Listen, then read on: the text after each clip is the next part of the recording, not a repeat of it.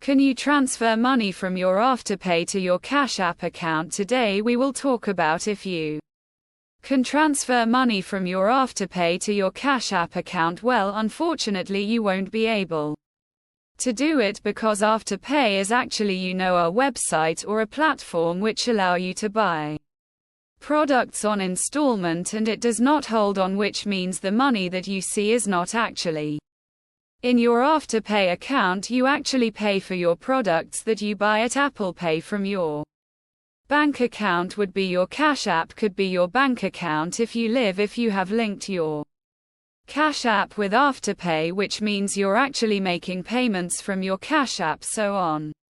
Interactively, or in simple words, Afterpay does not hold funds. The funds that you see are from your bank account, so you won't be able to transfer money from Afterpay to anywhere. In order to transfer money, you have to make sure to check which bank account or which Cash App you're attached to. Just use that to transfer money. So that's pretty much it. That's how you will be able to